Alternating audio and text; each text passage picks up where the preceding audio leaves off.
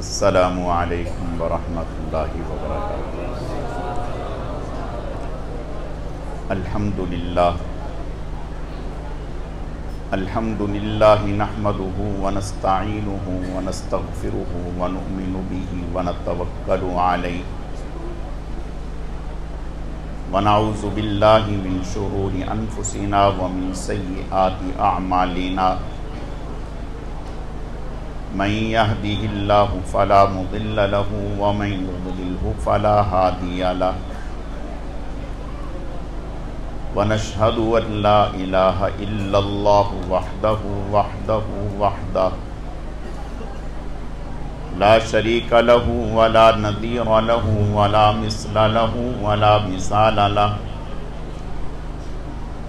ونشهد أن سيدنا وسندنا وشفيعنا ومرشدنا ومولانا وملجانا محمد وبارك وسلم وصل عليه۔ أعوذ بالله من الشيطان الرجيم، بسم الله الرحمن الرحيم۔ إنا نحن نزلنا الذكر وإنا له لحافظون۔ وقال الله تبارك وتعالى في مقام آخر، قل لئن اجتمعت الإنس والجن على أن يأتوا بمثل هذا القرآن لا يأتون بمثله۔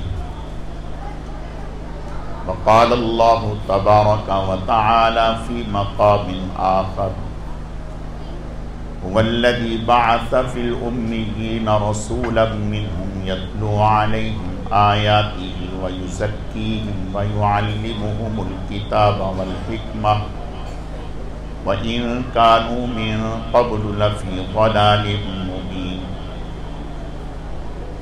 وقال النبي صلى الله عليه وسلم، خيركم من تعلم القرآن وعلمه۔ صدق الله مولانا العظيم وصدق رسوله النبي الكريم، ونحن على ذلك لمن الشاهدين والشاكرين، والحمد لله رب العالمين۔ اللهم صل على روضة محمد في الرياض، وصل على بلد محمد في البلاد، وصل على قبر محمد في القبور، وصل على جسد محمد في الأجساد، وصل على روح محمد في الأرواح۔ دیو و شجر نہیں کہ جس نے پانی سے غذا پائی، دیو و شجر نہیں کہ جس نے پانی سے غذا پائی، صحابہ نے دیا خون تو اس نے پرورش پائی، آئمہ بنے مالی تو اس میں تازہ بہار آئی۔ قابل صد احترام حضرات علماء کرام اور گرامی قدر سامعین، میرے عزیز طلباء، آج کی اس مبارک تقریب میں رب کریم نے حاضری کا شرف بخشا ہے۔ میں اس پر قاری ریحان صاحب کا مشکور اور ممنون ہوں کہ انہوں نے اس مبارک تقریب میں ہمیں حاضری کے لیے مدعو کیا۔ رب کریم ہم سب کے آنے کو، سننے کو، بیٹھنے کو اپنی بارگاہ میں قبول فرمائے۔ ادارہ دیکھ کر، کام دیکھ کر بہت ہی دل خوش ہوا۔ اللہ تعالیٰ اور زیادہ ترقیات نصیب فرمائے۔ میں اس موقع پر ان عزیز طلباء کو جنہوں نے حفظ مکمل کیا ہے یا ناظرہ قرآن پاک مکمل کیا ہے، انہیں اور ان کے والدین کو اہل خانہ کو، اعزاء اقربا کو دل کی گہرائیوں سے مبارکباد پیش کرتا ہوں۔ اسی طرح بہت ہی زیادہ قابل مبارکباد ہیں ان کے اساتذہ کرام، اور پھر اساتذہ میں قاری سراج صاحب رحمۃ اللہ علیہ، اللہ تعالی حضرت کی قبر پر کروڑہا رحمتیں نازل فرمائے۔ مجھ سے غالباً مہینہ یا 1.5 مہینہ پہلے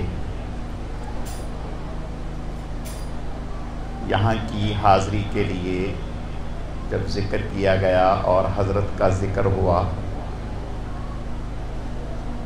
تو مجھے بہت ہی خوشی ہوئی کہ اپنے بڑوں کی زیارت اللہ پاک نصیب فرما دیں گے۔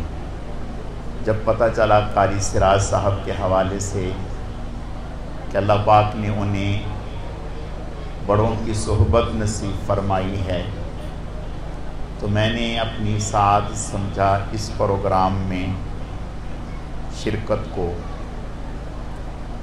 لیکن بعد میں پتہ چلا کہ اچانک وہ اس دار فانی سے رحلت فرما گئے تو بہت ہی صدمہ ہوا۔ اللہ تعالیٰ ان کی قبر کو نور اور رحمت سے منور فرمائے۔ مفتی پاکستان حضرت مفتی محمد شفیع صاحب رحمۃ اللہ علیہ حضرت فرماتے ہیں کہ میں قرآن پاک کی تفسیر لکھ رہا تھا تو بیچ میں ایک ایسا موقع آیا کہ میری طبیعت بہت ہی زیادہ ناساز ہو گئی۔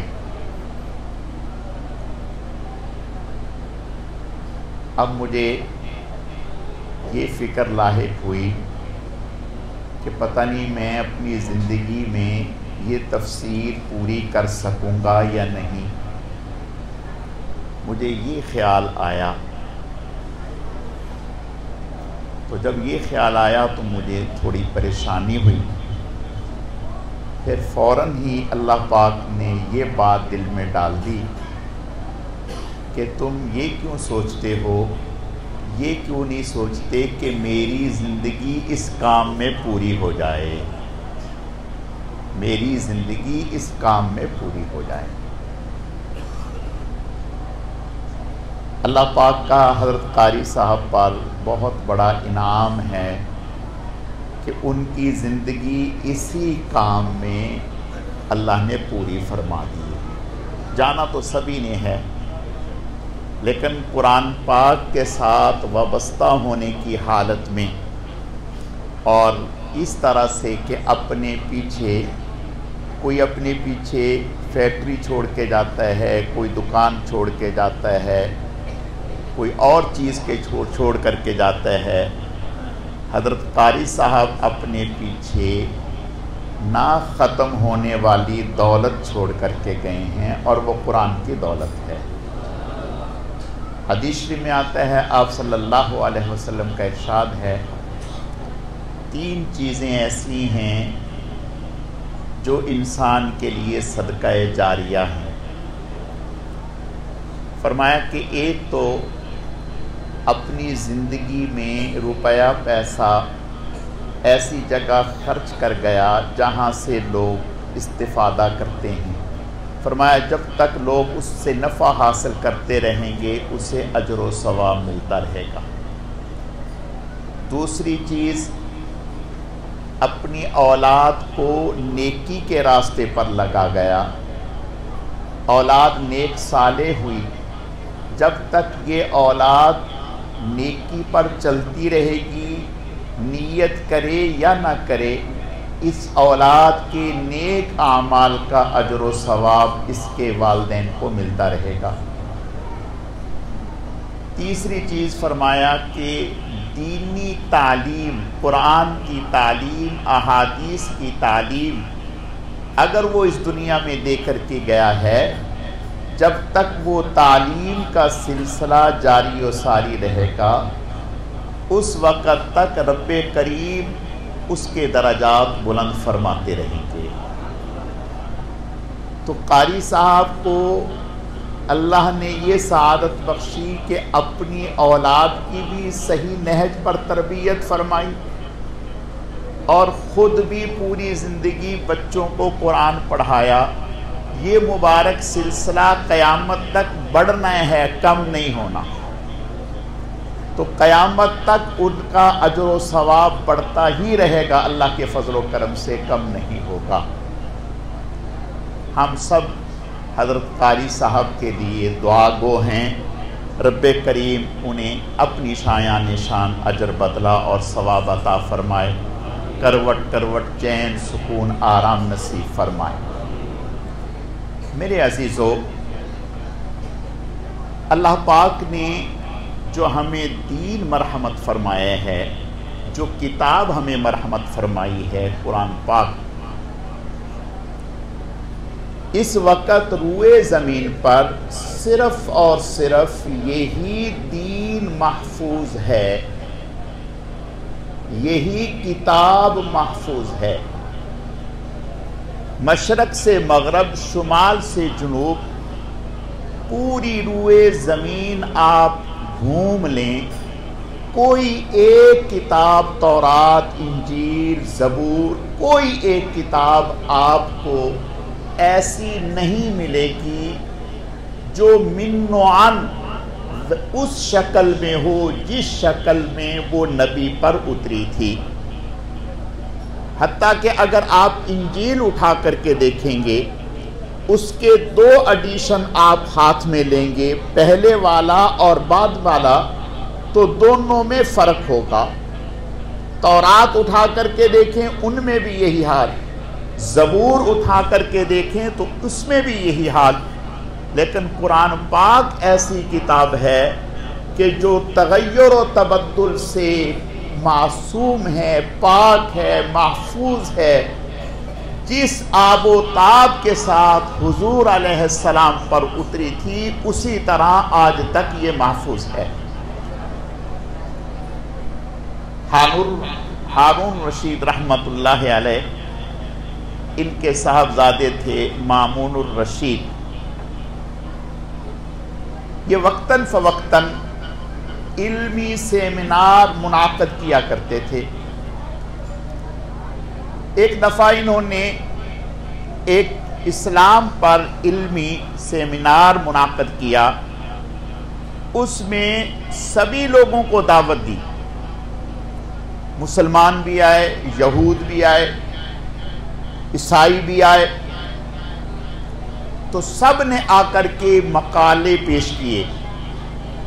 ایک یہودی آیا، اس نے بہت زبردست مقالہ پیش کیا، یہ بہت متاثر ہوئے، تو انہوں نے اس پروگرام کے ختم ہونے کے بعد اس یہودی کو الگ لے جا کر کے اس سے فرمایا کہ میرا دل چاہتا ہے کہ میں آپ کو اسلام کی دعوت دوں کہ آپ اسلام قبول کر لیں، تاکہ آپ کی صلاحیتیں اسلام کے حق میں استعمال ہوں۔ تو وہ یہودی آگے سے کہنے لگا، اسی طرح میری بھی خواہش ہے کہ آپ مامون ہیں، صاحب علم ہیں، اور ایک منصب اللہ نے آپ کو دیا ہے، تو آپ یہودی مذہب قبول کر لیں، میری بھی یہ خواہش ہے، تاکہ آپ کی صلاحیتیں اس حق میں قبول ہوں۔ مامون الرشید خاموش ہو گئے، کوئی جواب نہیں دیا۔ کچھ وقت گزرا، پھر اسی طرح پروگرام رکھا، اب پھر لوگ آئے، اسی میں یہ شخص آیا، یہ جو یہودی تھا، اس نے آ کر اب جب مقالہ پیش کیا تو اسلام پر پیش کیا، ایسا پیش کیا کہ اس جیسا کسی اور کا مقالہ نہیں تھا۔ مامون الرشید بڑا متاثر ہوا اور سوچنے لگا کہ مجھے پہچاننے میں کوئی مغالطہ تو نہیں لگا۔ پروگرام کے بعد اسے الگ لے جا کر کے کہا کہ تو وہ یہودی نہیں؟ اس نے کہا میں وہی ہوں۔ کہا کہ تو مسلمان ہو گیا؟ اس نے کہا جی الحمدللہ میں مسلمان ہوں۔ کہا کہ کیوں بھائی؟ اس وقت میں نے آپ کے سامنے یہ درخواست پیش کی تھی کہ آپ اسلام قبول کر لیں، اس وقت تو آپ تیار نہیں ہوئے، اور اب کون سی چیز ایسی ہے جس نے یہ تغیر آپ کے اندر پیدا کیا اور آپ نے اسلام قبول کر لیا؟ تو اس یہودی نے کہا جو بعد میں مسلمان ہوا، کہا کہ آپ کی دعوت کے بعد میں نے سوچا کہ پرکھ تو کرنی چاہیے کہ آیا سچا مذہب کون سا ہے، یہ پرکھ تو کرنی چاہیے۔ آپ کے کہنے کے بعد میرے دل میں یہ جستجو پیدا ہوئی، اور میں خوش نویس بھی ہوں، لکھتا بھی ہوں، میں تورات بھی لکھتا ہوں، انجیل، زبور، قرآن پاک سبھی لکھتا ہوں۔ تو میں نے کہا کہ آسان سا طریقہ یہ ہے، میں نے قرآن پاک کے کچھ نسخے تیار کیے، کچھ انجیل کے، کچھ زبور کے، کچھ اجزاء تو تیار کر کے ان میں نے رد و بدل کر دی، تحریف کر دی اور ان کو بیچ دیا۔ تورات بیچ دی، زبور بیچی، انجیل بیچی، آج تک کوئی میرے پاس نہیں آیا، کسی نے آ کر کے آج تک مجھے یہ نہیں کہا کہ آپ نے اس میں تبدیلی کر دی۔ قرآن پاک جب میں نے بیچا تو چند دن ہی گزرے تھے کہ کئی سارے لوگ میرے پاس آ گئے اور انہوں نے کہا کہ آپ نے یہ جو قرآن پاک بیچا ہے اس میں تو تبدیلی ہے۔ تو میں نے کہا کہاں تبدیلی ہے؟ انہوں نے کہا یہ دیکھیں، یہ حصہ یہاں قرآن پاک میں نہیں ہے، یہ حصہ قرآن پاک میں نہیں ہے۔ تو وہ یہودی کہنے لگا کہ میں سمجھ گیا کہ اس کا مطلب یہ ہے کہ یہ دین زندہ ہے، یہ دین محفوظ ہے اور اللہ نے اس کو باقی رکھنا ہے۔ میرے عزیزوں، یہ ہماری خوش نصیبی ہے کہ اللہ نے جو ہمیں قرآن دیا ہے اس کے الفاظ بھی محفوظ ہیں، اس کے معانی بھی محفوظ ہیں، اور یہ وہ کتاب ہے جس کے الفاظ بھی اللہ کے ہیں اور اس کا معنی بھی اللہ کی طرف سے ہے۔ اور آپ صلی اللہ علیہ وسلم پر جب یہ قرآن پاک اترتا تھا، قرآن پاک میں ہے اِنَّا سَنُلْقِي عَلَيْكَ قَوْلًا ثَقِيلًا، کہ ہم نے آپ پر ایسا کلام اتارا ہے جو ثقل والا ہے، وزن والا ہے۔ حدیث شریف میں آتا ہے آپ صلی اللہ علیہ وسلم پر جب وحی آتی تھی تو سخت سردی کے زمانے میں پسینے سے شرابور ہو جاتے تھے، اور آپ دیکھیں سردی ہو، آپ پتھر اٹھائیں، وزنی کام کریں تو آپ کے جسم میں پسینہ آ جائے گا۔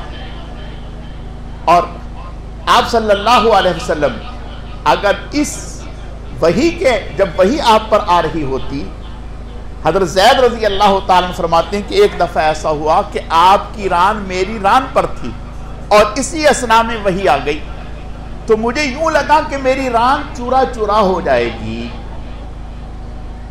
اتنا بوجھ۔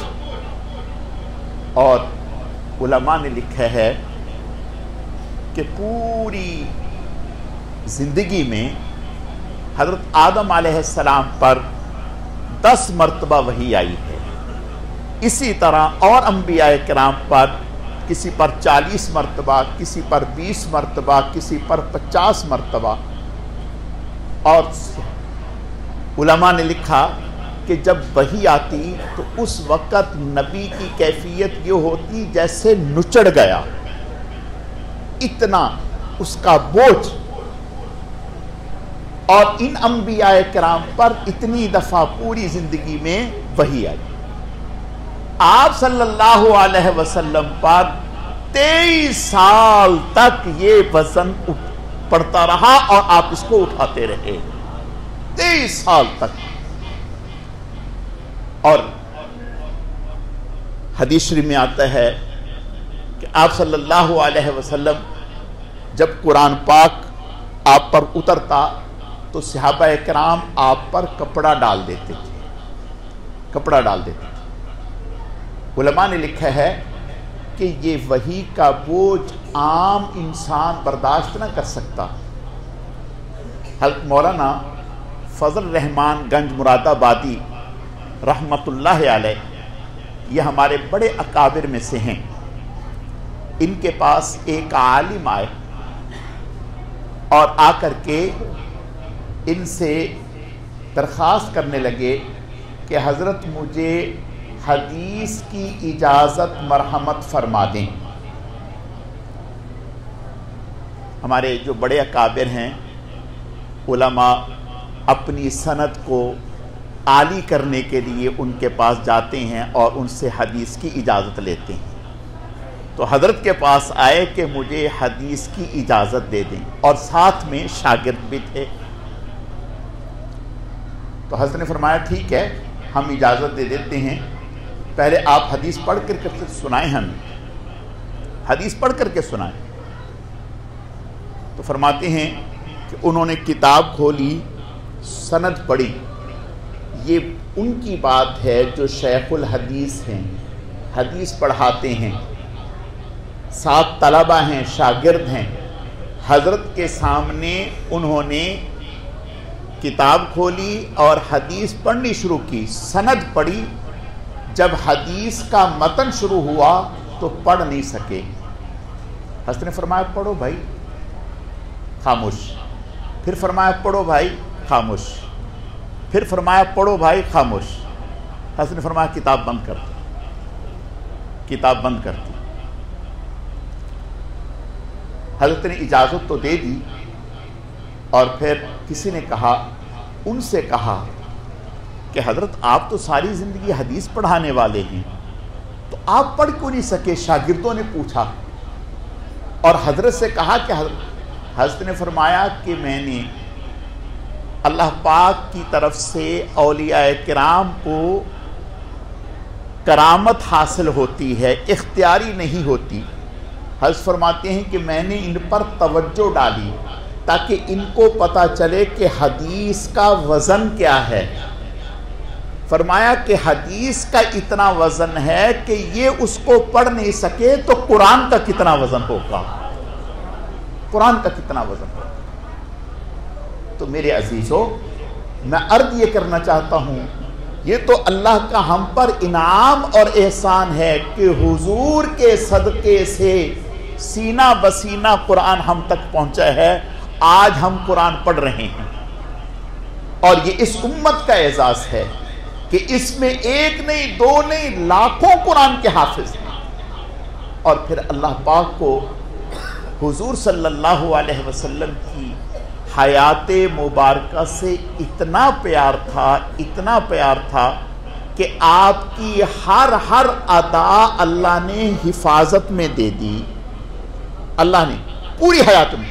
ہم لوگ کہتے ہیں کہ بھئی یہ کیا ہے، یہ کیا ہے کہ بھی کچھ لوگ جو ہیں وہ نماز پڑھتے ہیں تو ہاتھ اٹھاتے ہیں، اور نماز پڑھتے ہیں تو ہاتھ یہاں باندھ لیتے ہیں، اور کچھ لوگ یہاں پہ ہاتھ باندھ لیتے ہیں، اور کچھ لوگ جب رکوع میں جاتے ہیں تو رفع یدین کر لیتے ہیں، اور کچھ لوگ نہیں کرتے۔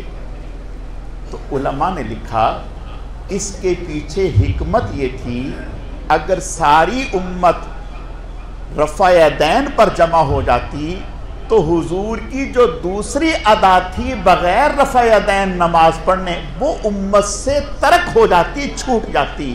اور اللہ کو حضور اتنے محبوب ہیں، اور آپ کے جسد اقدس سے نکلنے والے اعمال اتنے محفوظ ہیں، اللہ اب ان اعمال کو ہمیشہ قائم رکھنا چاہتے ہیں۔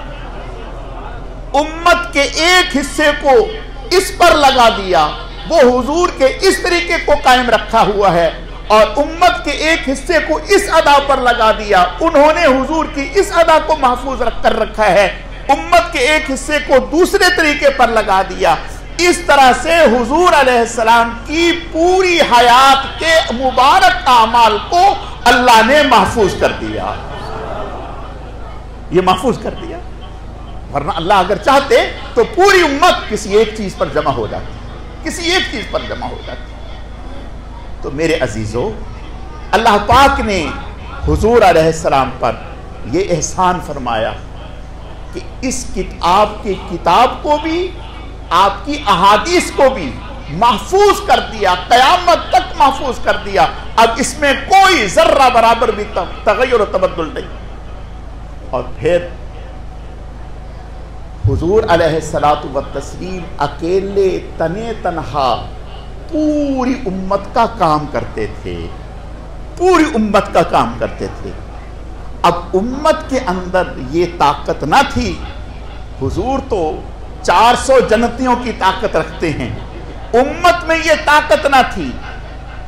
تو اللہ پاک نے ایک ایک جماعت کو حضور کے ایک ایک کام کے لیے کھڑا کر دیا.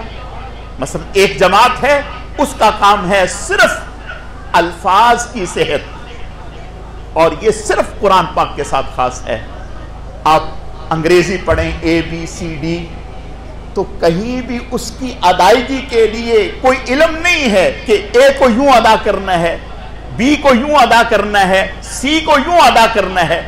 لیکن قرآن پاک کا یہ اعزاز ہے، اس کی صحت کے لیے باقاعدہ علم تجوید قائم ہو گیا. علم تجوید الگ، اس کے لیے ایک الگ جماعت کھڑی کر دی. قرآن کے الفاظ کے لیے ایک الگ جماعت کھڑی کر دی. قرآن کے معنی اور مفہوم کے لیے ایک الگ جماعت قائم کر دی. حدیث کے لیے ایک الگ جماعت قائم کر دی. تو میرے عزیزو، یہ مختلف جماعتیں ہیں جو اس آپ صلی اللہ علیہ وسلم کے مشن کو اور آپ کے جو بنیادی مقاصد ہیں ان کو لے کر کے اور پورے دین کو لے کر کے کھڑے ہیں. اور دیکھیں ایک بات اور، آج ہم سمجھتے ہیں کسی بچے سے پوچھیں کہ بیٹا آٹا کہاں سے ملتا ہے، وہ کہتا دکان سے. کسی بچے سے پوچھیں کہ روٹی پکانی ہے، آٹا کہاں سے ملے گا، وہ کہے گا دکان سے. بس اس کو پتا ہے کہ بس دکان سے ملتا ہے. پھر آپ اگر اس کو کہیں کہ نہیں بیٹا دکان سے نہیں، آٹا تو پہلے زمین کو تیار کیا جاتا ہے، اس کو نرم کیا جاتا ہے، اس میں بیج ڈالا جاتا ہے، اور پھر اس کو اس میں سے جو ہے وہ گندم کا وہ پیڑ اگتا ہے، پھر اس کے بعد اس کو کاٹا جاتا ہے، پھر محنت ہوتی ہے، پھر آٹا ہمارے پاس آتا ہے. پھر اس کو پتہ چلتا ہے کہ اچھا اتنی محنت ہوئی. آج ہم سمجھتے ہیں کہ یہ مدرسے شاید پہلے سے ہی یوں ہی تھے. نہیں میرے پیارو، ایسا نہیں ہے. جس انداز سے ہمیں آج مدارس نظر آ رہے ہیں پہلے ایسا نہ تھا. ایک ایک آیت کے لیے، ایک ایک حدیث کے لیے مہینے مہینے کا سفر کرتے تھے. ایک ایک آیت کے لیے حضرت جابر بن عبداللہ رضی اللہ تعالیٰ ایک حدیث مبارکہ کے لیے پورے مہینے کا سفر کر کے شام میں پہنچے ایک حدیث کو لینے کے لیے. اب اندازہ کریں. اور پھر ایک مسئلے کے لیے مکہ سے مدینہ سفر کرتے ہیں صحابی کہ یا رسول اللہ میں نے کسی خاتون سے نکاح کر لیا. اب ایک خاتون آ کر کے کہتی ہے کہ میں نے آپ کو اور آپ کی بیوی کو، منکوحہ کو، دونوں کو میں نے دودھ پلایا ہے، تم دونوں تو رضائی بہن بھائی ہو. یا رسول اللہ اس سے پہلے کبھی ذکر ہی نہیں کیا، اب میں کیا کروں؟ آج آپ کو مسئلہ معلوم کرنا ہو تو کراچی نہیں جانا پڑتا، پنجاب نہیں جانا پڑتا، پشاور نہیں جانا پڑتا، فوراً دارالعلوم میں گئے، مفتی صاحب موجود ہیں، آپ نے 2 منٹ میں کہا حضرت یہ مسئلہ، فوراً آپ دیکھ ایک مسئلے کے لیے مکہ سے مدینہ کا سفر ہو رہا ہے. عبداللہ ابن عباس رضی اللہ تعالیٰ فرماتے ہیں کہ میں ایک آیت کے لیے، ایک حدیث کے لیے نکلتا اور جا کر کے محدث کے دروازے پر بیٹھ جاتا. دستک نہیں بیٹھا ہوں اور دوپہر کا ٹائم ہے، پورا وقت اس حال میں گزر جاتا، یعنی عصر کے قریب یا 3 گھنٹے 4 گھنٹے، اور لو چلتی، ہوا چلتی، جس سے میرا پورا جسم مٹی سے آلودہ ہو جاتا، شکل سے پہچانا نہ جاتا. اور پوری گرمی میں جب وہ شیخ استاذ خود باہر تشریف لاتے اور دیکھتے مجھے تو کہتے کہ رسول اللہ صلی اللہ علیہ وسلم کے چچا کے بیٹے، آپ تو اتنے پیارے ہیں، اتنے ہمیں محبوب ہیں، آپ یہاں تو میں کہتا کہ مجھے یہ آیت معلوم کرنی ہے، یہ حدیث معلوم کرنی ہے، تو کہتے کہ آپ نے دروازے پر دستک کیوں نہیں دی؟ کہا ادباً احتراماً، آپ کے احترام میں ضرورت میری تھی، جب آپ خود باہر تشریف لائیں گے پھر انہیں قدر تھی۔ ایک صحابی کم عمر، مدینے کے راستے میں ان کا گھر ہے، جب بھی کوئی قافلہ جاتا مدینے سے ان سے پوچھتے کہ آپ کو کوئی آیت یاد ہے؟ حضور علیہ السلام نے تلاوت کی، وہ بتاتے، تو اس طرح سے سن سن کے یاد کرتے۔ محمد نام کے 3 لوگ افغانستان سے بغداد پہنچے، اور جب بغداد میں پہنچے تو ان کا راشن ختم ہو گیا، کھانے کے لیے کچھ نہیں ہے۔ ایک مسجد میں پڑاؤ ڈال دیا، جب مسجد میں پڑاؤ ڈالا، 1 دن گزرا، 2 دن گزرے، 3 دن گزر گئے، کھانے کے لیے کچھ نہیں، حتیٰ کہ نوبت یہاں تک پہنچی فاقے آ گئے۔ اب فاقے سے آگے مرنے کے قریب پہنچ گئے۔ اب سوچا کیا کریں، آخر میں یہ کیا کہ اب جان بچانا ضروری ہے، لہٰذا اب ہم کسی سے سوال کریں، مانگیں۔ تو کہا کہ ایسا کرتے ہیں، بجائے اس کے کہ تینوں مانگنے کے لیے جائیں، ایک مانگنے کے لیے چلا جائے، ایک مانگنے کے لیے چلا جائے، اور وہ مانگ کے لیے آئے، کھا لیں گے، سب کی جان بچ جائے گی۔ قرعہ اندازی کی، جب قرعہ اندازی کی کہ جس کا نام نکل آئے گا وہ جائے گا، تو محمد ابن نصر ان کا نام نکل آیا۔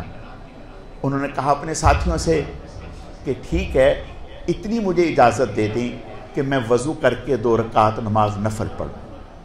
وضو کر کے 2 رکعت نماز نفل پڑھ کے اللہ کی بارگاہ میں ہاتھ اٹھا کر رونے لگ گئے، اے اللہ یہ ہاتھ آپ کے علاوہ کسی اور کے سامنے کبھی اٹھے نہیں، اور یہ زبان آپ کے علاوہ کسی اور کے سامنے کھلی نہیں، اے اللہ تو عزت رکھ لے، آج ہمیں ہماری مدد فرما۔ ابھی دعا مانگ رہے ہیں، ایک صاحب نے آ کر کے دستک دی اور کہا کہ آپ میں محمد ابن مسلمہ اور محمد ابن نصر، ایک اور نام، تینوں محمد، وہ کون کون ہیں؟ انہوں نے کہا کہ بھئی 2 تو یہ ہیں، تیسرے دعا مانگ رہے ہیں۔ تو کہا کہ بادشاہ نے مجھے بھیجا ہے، اور یہ اتنی رقم ہے 500 درہم، یہ تینوں کے ہیں، یہ آپ لے لیں۔ انہوں نے کہا یہ تو بعد میں لیں گے، پہلے یہ بتائیں کہ آپ کو ہمارے نام کس نے بتائے ہیں؟ اس شہر میں ہمیں کوئی نہیں جانتا، نہ کسی کو ہمارے نام معلوم ہیں، آپ کو کس نے نام بتا دیے؟ انہوں نے کہا کہ بادشاہ کو خواب آیا، آپ صلی اللہ علیہ وسلم کی زیارت ہوئی، آپ نے تینوں کے نام بتلائے اور فرمایا میرے مہمان بھوکے ہیں اور تمہیں فکر نہیں ہے۔ تو آپ صلی اللہ علیہ وسلم نے آپ کے نام بتلائے ہیں، تو آپ کے نام پر، اور ساتھ ہی کہا کہ اب آئندہ کے لیے جب آپ کا خرچہ ختم ہوگا ہم آپ کا خرچہ دیں گے۔ میرے عزیزو، یہ اعزاز ہے قرآن پڑھنے والوں کا، حدیث پڑھنے والوں کا۔ ہم خوش نصیب ہیں کہ اللہ پاک نے ہمیں ایسے ادارے دیے ہیں اور ایسا ماحول دیا ہے۔ آج یہ تعلیم یہاں حاصل کرنا ہمارے لیے کوئی مشکل نہیں ہے۔ ان اداروں کی قدر کریں اور ان اداروں سے محبت رکھیں۔ اللہ کے نبی کا ارشاد ہے، فرمایا یا قرآن پڑھنے والے بنو یا پڑھانے والے بنو۔ صحابی فرمانے لگے یا رسول اللہ، ہم عمر کے اس حصے میں پہنچ گئے، نہ اب پڑھ سکتے ہیں نہ پڑھا سکتے ہیں، تو اب ہم کیا کریں؟ تو آپ نے فرمایا ان سے محبت کرنے والے بن جاؤ۔ اگر ان سے محبت کرو گے تو اللہ انہی کے ساتھ اٹھائیں گے۔ تو میرے عزیزو، ہم آخر میں یہ دعا کرتے ہیں کہ رب کریم جب تک زندگی ہے یا تو ہمیں پڑھنے والا بنا یا پڑھانے والا بنا، یا کم از کم ان سے محبت کرنے والا بنا، ان سے محبت کرنے والا۔ ایک آخری بات کہہ کے میں اپنی بات کو بالکل ختم کرتا ہوں۔ ہمارے بزرگوں نے ایک واقعہ لکھا ہے کہ ایک شخص تھا تو وہ پہلے دیہاتوں میں یہ رواج ہوتا تھا کہ گھروں سے کھانا آیا کرتا تھا، بھئی ایک گھر سے 2 روٹی آ گئی، دوسرے گھر سے 2 روٹی آ گئی، تیسرے گھر سے، اس طرح سے۔ تو ایک صاحب تھے، وہ مدرسے میں جو مسجد تھی ان طلباء کے لیے وہ پورے گاؤں سے روٹیاں سالن اکٹھا کر کے لاتا تھا. تو ایک دن اسے دیر ہو گئی تو طلباء نے کہا ہمارا بیل کہاں گیا؟ اس کو طلباء نے بیل کہا، بیل، ہمارا بیل کہاں گیا؟ یعنی وہ روٹیاں لاد کے لایا کرتا تھا نا، سالن اکٹھا، تو کہا ہمارا بیل کہاں گیا؟ تو یہ بات اس کو بھی پتہ چل گئی. اس نے کہا یہ اچھے لوگ ہیں، میں ان کے لیے محنت کر کے کھانا اکٹھا کرتا ہوں اور یہ مجھے بیل کہتے ہیں، ایسی تیسی، آج کے بعد میں نہیں جاؤں گا. اس نے کھانا نہیں لایا. رات کو سویا، جب سویا تو دیکھا قیامت کا منظر قائم ہے اور فرشتے اس کو جہنم کی طرف پکڑ کے لے جا رہے ہیں اور وہ پریشان ہے. اسی دوران مدرسے کے طلباء وہ آ گئے اور انہوں نے دیکھا، انہوں نے کہا ارے ہمارا بیل، اور اسے جہنم کی طرف لے جایا جائے، پکڑ کے لاؤ. تو انہوں نے اس کو فرشتوں سے چھڑوا لیا اور کہا کہ یہ تو ہمارا کھانا لایا کرتا ہے، اس کو ہم جہنم میں نہیں جانے دیں گے. بس یہ دیکھا اور آنکھ کھل گئی. تو روتا ہوا آیا، کہنے لگا بیل کہو جو مرضی کہو، اب پوری زندگی آپ کی غلامی میں گزرے گی، پوری زندگی آپ کی غلامی میں گزرے. میرے پیارو، بات یہ ہے کہ ان سے، علماء سے، قراء سے، حفاظ سے جو ہماری محبت ہے وہ اللہ کے قرآن کی برکت سے ہے، اللہ کے قرآن کی وجہ سے ہے. ہم جو ان کا اعزاز کر رہے ہیں اللہ کے قرآن کا اعزاز کر رہے ہیں. اس لیے اس محبت کو اپنی سعادت سمجھو، اس تعلق کو اپنے لیے ذریعہ نجات سمجھو. اللہ تعالیٰ سمجھنے کی، عمل کرنے کی توفیق عطا فرمائے. آخر میں پھر آپ حضرات کو بھی، اہل مدرسہ کو، معاملین کو، سب کو دل کی گہرائیوں سے مبارکباد ہو کہ اللہ پاک نے ان کے، دیکھو، پیسے کو صحیح جگہ پر لگایا کہ جب تک یہ بچے قرآن پڑھتے رہیں گے، جتنے بھی لوگوں نے تعاون فرمایا ہوگا، اللہ اس کو سب کی مغفرت کا ذریعہ فرمائیں گے. وما علینا الا البلاغ.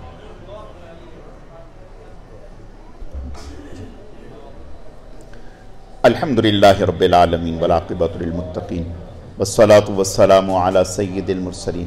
الف لام میم اللہ لا الہ الا هو الحی القیوم وعنت الوجوہ للحی القیوم وإلہکم الہ واحد لا الہ الا هو الرحمن الرحیم واللہ الذی لا الہ الا هو عالم الغیب والشہادہ هو الرحمن الرحیم واللہ الذی لا الہ الا هو الملک القدوس السلام المؤمن المہیمن العزیز الجبار المتکبر سبحان اللہ عما یشرکون. واللہ الخالق البارئ المصور له الاسماء الحسنى یسبح له ما في السماوات والارض وهو العزیز الحکیم. اللہم لا احصی ثناء علیک انت کما اثنیت علی نفسک. یا رب لک الحمد کما ینبغی لجلال وجهک وعظیم سلطانک. لا الہ الا انت سبحانک انی کنت من الظالمین. اللہم لک الحمد کما انت اہلہ فصل علی محمد کما انت اہلہ وفعل بنا ما انت اہلہ فانک اہل التقوی واہل المغفرہ. اللہم لک الحمد ولک الشکر. اللہم لک الحمد ولک الشکر. اللہم اعنا علی ذکرک وشکرک وحسن عبادتک. اللہم انا نسألک رضاک والجنہ ونعوذ بک من غضبک والنار. اللہم انا نسألک رضاک والجنہ ونعوذ بک من غضبک والنار. اللہم انا نسألک رضاک والجنہ ونعوذ بک من غضبک والنار. اللہم زدنا ولا تنقصنا واکرمنا ولا تہنا واعطنا ولا تحرمنا وآسرنا ولا تؤسر علینا وارضنا وارض عنا. اللہم اغفر للمؤمنین والمؤمنات والمسلمین والمسلمات الاحیاء منہم والاموات انک سمیع مجیب الدعوات. اے اللہ، اپنے کرم سے، اپنی رحمت سے، اپنے فضل سے آج کی اس مبارک تقریب کو اپنی بارگاہ میں اعلیٰ درجے میں قبول فرما لیجیے. اے اللہ قبول فرما لیجیے. اے اللہ قبول فرما لیجیے. اے اللہ اس مبارک تقریب میں جن بچوں کی دستار بندی ہوئی، اے اللہ اپنے کرم سے ان بچوں کو نیک صالح بنا دیجیے.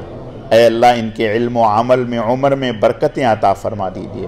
اے اللہ ان بچوں کے حفظ قرآن کے اس مبارک عمل کی برکت سے ان بچوں کی مغفرت فرما دیجیے، ان کے والدین کی مغفرت فرما دیجیے، ان کے اساتذہ کرام کی مغفرت فرما دیجیے. اے اللہ ان بچوں کے حفظ قرآن کے اس مبارک عمل کو ان بچوں کے لیے، ان کے والدین کے لیے، اساتذہ کرام کے لیے مدرسے کے منتظمین کے لیے، معاونین کے لیے، شرکائے مجلس کے لیے، سب کے لیے مغفرت کا ذریعہ فرما دیجیے۔ اے اللہ سب کے لیے مغفرت کا ذریعہ فرما دیجیے۔ اے اللہ سب کے لیے مغفرت کا ذریعہ فرما دیجیے۔ اے اللہ ان بچوں کو دن دگنی رات چوگنی ترقی عطا فرما دیجیے، نظر بد سے ان کی حفاظت فرما دیجیے۔ اے اللہ اس مدرسے کی حفاظت فرما دیجیے، اس مدرسے کو ترقیات نصیب فرما دیجیے۔ اے اللہ اس مدرسے کا فیض پورے عالم میں جاری و ساری فرما دیجیے، نظر بد سے حفاظت فرما دیجیے۔ اے اللہ اس مدرسے کو اور اس کی جتنی بھی شاخیں ہیں، جتنے بھی طلباء یہاں زیر تعلیم ہیں، ان کے پڑھنے پڑھانے کو حضرت قاری صاحب کے لیے صدقہ جاریہ بنا دیجیے۔ اے اللہ صدقہ جاریہ بنا دیجیے۔ اے اللہ اس مدرسے کے ساتھ شروع دن سے لے کر آج تک جتنے بھی لوگوں نے تعاون فرمایا، جتنے بھی لوگ اس مدرسے کے ساتھ محبت رکھتے ہیں، تعاون فرماتے ہیں، حوصلہ افزائی کرتے ہیں، دعائیں کرتے ہیں، اے اللہ سب کو ان کی اس محبت کا بدلہ، ان کے اس تعاون کا بدلہ دنیا اور آخرت میں اپنی شایان شان نصیب فرما دیجیے۔ سب کے مال جان میں، رزق میں برکتیں عطا فرما دیجیے، ڈھیروں ترقیات نصیب فرما دیجیے۔ یا اللہ پاک حضرت کے جو صاحبزادے ہیں انہیں اپنے والد کے نہج پر اور اسی انداز میں اخلاص کے ساتھ اس کام کو کرنے کی اور آگے بڑھانے کی توفیق نصیب فرما دیجیے۔ اے اللہ انہیں اپنے غیب کے خزانوں سے اچھے نیک دوست، رفقا، معاونین اور ساتھی نصیب فرما دیجیے۔ اے اللہ جہاں جہاں بھی دینی ادارے کام کر رہے ہیں سب کی حفاظت فرما دیجیے، سب کی جملہ ضروریات کو اپنے غیب کے خزانوں سے پورا فرما دیجیے۔ اے اللہ اپنے کرم سے ان مدارس کی برکت سے، ان مساجد کی برکت سے ہمارے ملک کی حفاظت فرما دیجیے۔ اے اللہ ہمارے ملک کی حفاظت فرما دیجیے۔ اے اللہ اپنے کرم سے آج کی اس تقریب میں ہم سب کی حاضری کو قبول فرما دیجیے اور ہم سب کی مغفرت فرما دیجیے۔ اے اللہ اس تقریب کے انتظامات میں جتنے بھی لوگوں نے حصہ لیا، تعاون فرمایا، سب کی عطیات کو، محنتوں کو، کاوشوں کو قبول فرما دیجیے۔ سب کو دنیا اور آخرت میں اپنی شایان شان اجر بدلہ اور ثواب عطا فرما دیجیے۔ آج کی اس تقریب میں جو کچھ کہا سنا گیا اے اللہ اسے قبول فرما دیجیے۔ جو کہنے میں، سننے میں، بولنے میں کوتاہیاں، غلطیاں، لغزشیں ہوئیں معاف فرما دیجیے۔ اے اللہ معاف فرما دیجیے۔ یا اللہ پاک اخلاص کی دولت سے مالا مال فرما دیجیے، تقوی کی دولت سے آراستہ فرما دیجیے، ریاکاری سے ہماری حفاظت فرما دیجیے۔ اے اللہ بیماروں کو صحت و تندرستی عطا فرما دیجیے، مرحومین جو اس دنیا سے جا چکے سب کی مغفرت فرما دیجیے۔ اے اللہ ہم سب کے لیے حرمین شریفین کی حاضری مقدر فرما دیجیے۔ اے اللہ ہم سب کو اپنے غیب کے خزانوں سے رزق حلال، خوشحالی، فراوانی، عزت، عافیت اور سہولت کے ساتھ وافر مقدار میں نصیب فرما دیجیے۔ پھر اپنے راستے میں خوب خوب خرچ کرنے کی توفیق نصیب فرما دیجیے۔ یا اللہ پاک جتنے بھی علماء، صلحاء، مجاہدین، مرد عورتیں بے گناہ قیدی ہیں اندرون ملک بیرون ملک، سب کو رہائی نصیب فرما دیجیے۔ اے اللہ سب کو رہائی نصیب فرما دیجیے۔ اے اللہ ہمیں نیک صالح حکمران نصیب فرما دیجیے۔ اے اللہ ہمارے اعمال بدل دیجیے اور پھر ہمارے حالات بدل دیجیے۔ اے اللہ ہمارے اعمال بدل دیجیے اور ہمارے حالات بدل دیجیے۔ اے اللہ ہماری دعاؤں کو قبول فرما دیجیے۔ اللہم انا نسألک من خیر ما سألک منہ نبیک و حبیبک سیدنا و مولانا محمد صلی اللہ علیہ وسلم ونعوذ بک من شر ما استعاذ منہ نبیک و حبیبک سیدنا و مولانا محمد صلی اللہ علیہ وسلم وانت المستعان وعلیک البلاغ ولا حول ولا قوة الا باللہ۔ اللہم صلی علی محمد کما تحب و ترضى له سبحان ربک رب العزت عما یصفون وسلام علی المرسلین والحمد للہ رب العالمین برحمتک یا ارحم۔